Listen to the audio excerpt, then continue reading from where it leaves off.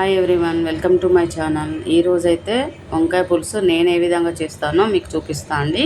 ముందుగా అయితే వంకాయలు, ఈ రౌండ్ వంకాయలు తీసుకోవాలండి, తెల్ల వంకాయలు. ఇదైతే పులుసు బాగుంటుంది. మిగతా వంకాయలు అయితే అది తొందరగా ఉడుకుతుంది, అది బాగుండదండి. వంకాయలు తీసుకొని ఒక ఆనియన్, ఒక 2 పచ్చిమిర్చి తీసుకొని ఇట్లా ముక్కలు కట్ చేసి ఇవైతే సాల్ట్ వాటర్లో వేసుకోవాలండి. మీకు కూడా తెలిసి ఉంటుంది. వంకాయ ముక్కలు నల్లగా కాకుండా ఉంటాయి. ఈ విధంగా తీసుకొని కట్ చేసి పక్కకు పెట్టుకోవాలండి.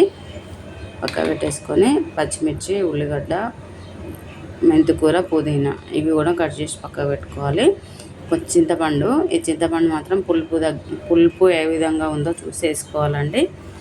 ఇది నానబెట్టి పక్కకు పెట్టేసి పోపు తయారు చేద్దామండి. పోపుకి అయితే కడాయి పెట్టేసి కొంచెం ఆయిల్, ఇది పులుసు కూర కాబట్టి కొంచెం ఎక్కువనే పడుతుంది. ఆయిల్ వేసి అది కొంచెం హీట్ ఎక్కాక జీలకర్ర, ఆవాలు, పోపు గింజలు అండి వేసుకోవాలి. కొంచెం మెంతికూర, పుదీనా ఇది పోపులో వేసుకోవాలండి. మంచిగా గోలనివ్వాలి. కొంచెం గోలిన తర్వాత ఆనియన్స్, పచ్చిమిర్చి పీసెస్ వేసుకోవాలి.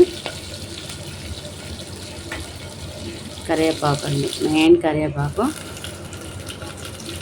అప్పటికప్పుడు తెంపుకొచ్చి వేసామండి, మా చెట్టుదే.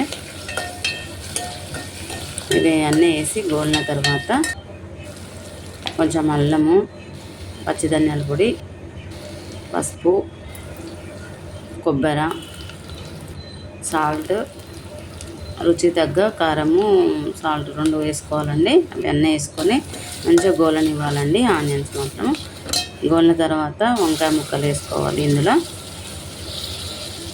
వంకాయ ముక్కలు వేసి కలుపుకొని కొద్దిసేపు ఉడకనివ్వాలండి. మంచిగా ఉడకనివ్వాలి. కొంచెం ఉడికిన తర్వాత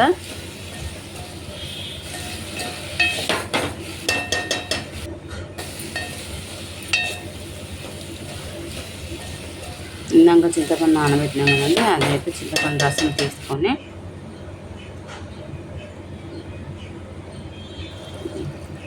ఈ వంకాయ ముక్కల్లో పోసేసుకోవాలండి.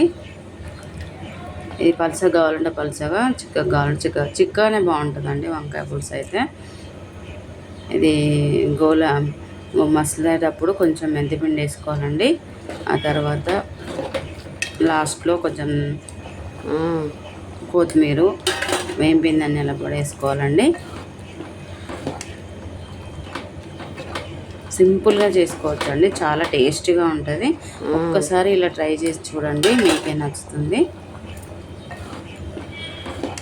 చాలా అంటే చాలా టేస్టీగా ఉంటుందండి. Thank you for watching.